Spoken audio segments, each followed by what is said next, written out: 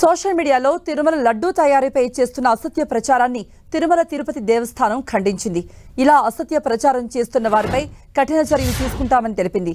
అన్య మతస్థులు తిరుమల లడ్డూ తయారీ కాంట్రాక్ట్ తీసుకున్నారని వస్తున్న ప్రచారంపై ఆగ్రహాన్ని వ్యక్తం చేసింది.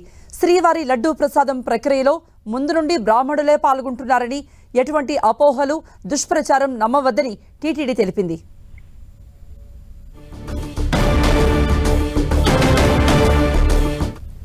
సో అన్య మతస్థులు కాదు, బ్రాహ్మణులే లడ్డూ ప్రసాదం తయారీ చేస్తున్నారు.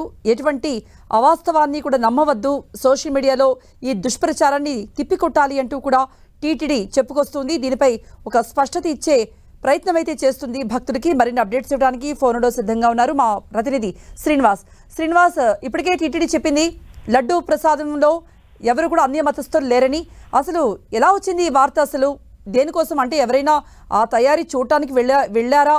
అసలు ఈ వార్త ఎలా పుట్టుకొచ్చింది? దీనిపై టీటీడీ ఎటువంటి చర్యలు తీసుకుంటోంది?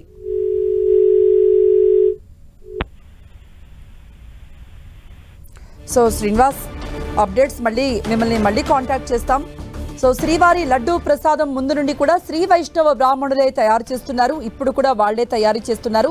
అన్య మతస్థులు ఎవరు కూడా ఈ లడ్డూ తయారీలో లేరు అంటూ సోషల్ మీడియాలో వస్తున్న అసత్య ప్రచారం అయితే నమ్మొద్దు అంటూ టీటీడీ ఒక స్పష్టత అయితే ఇచ్చింది. అన్య మతస్థులకు ఎటువంటి కాంట్రాక్టర్ కూడా ఇవ్వలేదంటూ ఒక క్లారిటీ ఇచ్చింది టీటీడీ.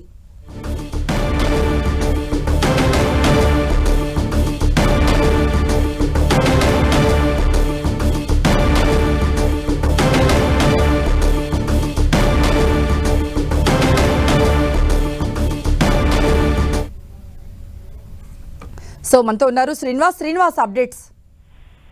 కృపా, తిరుమల శ్రీ వెంకటేశ్వర స్వామి వారి లడ్డూలను అత్యంత భక్తితో భక్తులు స్వీకరిస్తుంటారు. మనం చూడొచ్చు సోషల్ మీడియాలో లడ్డు తయారీ మీద ఒక అసత్య ప్రచారం అయితే జరుగుతుంది. అన్య మతస్థులు కాంట్రాక్ట్ తీసుకుని స్వామివారి లడ్డు ప్రసాదాన్ని తయారు చేస్తున్నారని కొందరు సోషల్ మీడియాలో అసత్య ప్రచారాన్ని చేస్తుంది. దీన్ని గమనించిన టీటీడీ దీని మీద ఒక క్లారిటీ అయితే ఇచ్చింది.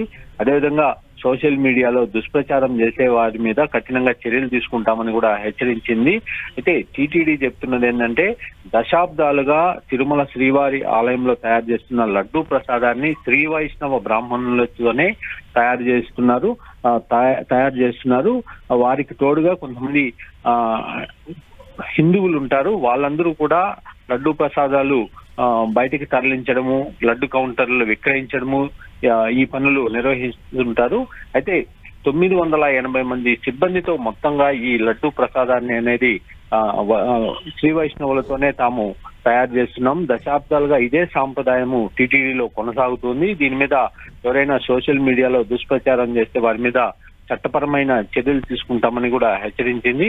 టీటీడీ ఇప్పటికీ కూడా లడ్డు ప్రసాదాల తయారీ మీద దాదాపుగా 5 లక్షల లడ్డూల వరకు కూడా ప్రతి నిత్యం తయారు చేస్తుంటారు. వీటిని డిమాండ్ కి అనుగుణంగా లడ్డు కౌంటర్లకు తరలించి అక్కడ భక్తులకి విక్రయాలు చేస్తుంటారు.